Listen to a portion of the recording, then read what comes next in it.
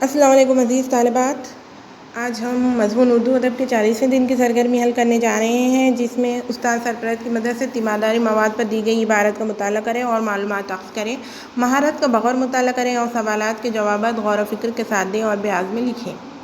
چلیے آؤ اہلیت پیدا کریں میں دیکھتے ہیں۔ پہلی بات، اس تصویر میں آپ دیکھ رہے ہیں کہ ایک بچہ بستر پر لیٹا ہوا ہے، پلنگ کے ایک طرف اس کی ماں بیٹھی ہے، اس کے ہاتھ میں دوا کی شیشی ہے۔ آپ کو اندازہ ہو گیا کہ ماں اپنے بیمار بچے کو دوا پلا رہی ہے۔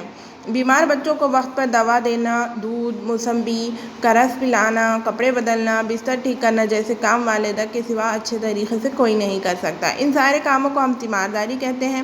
سبق پڑھ کر اندازہ ہو جاتا ہے کہ تیمارداری آسان کام نہیں ہے۔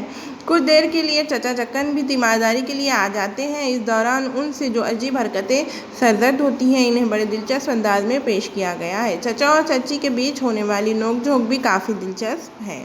یعنی کہ یہاں پر آپ کو ایک سبق کا تھوڑا سا انٹروڈکشن دیا گیا ہے، جس میں آپ کو بتایا جا رہا ہے کہ ایک ماں اپنے بیمار بچے کی تیمارداری کر رہی ہے، یعنی کہ اس کی دیکھ بھال کر رہی ہے، اسے کھلانا پلانا، اسے وقت پر دوا دینا، یہ سب کیا کہلاتا ہے؟ تیمارداری کہلاتا ہے۔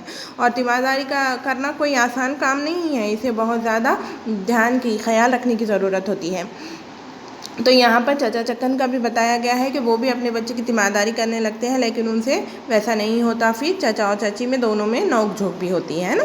چلیے اب آگے دیکھتے ہیں سوالات کیا ہیں اس عبارت پر منحصر سوالات کے جوابات لکھیں۔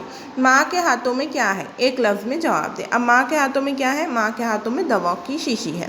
اس تصویر میں آپ کو کیا دکھائی دے رہا ہے؟ ایک جملے میں جواب دیں۔ آپ کو کیا دکھائی دے رہا ہے؟ ایک بچہ بیمار ہے اور ماں اس کا تیمارداری کر رہی ہے۔ تیمارداری کسے کہتے ہیں؟ مختصراً جواب لکھیے۔ اب تیمارداری کسے کہتے ہیں یہ آپ کو تھوڑا سا لمبا جواب لکھنا ہے، یعنی کہ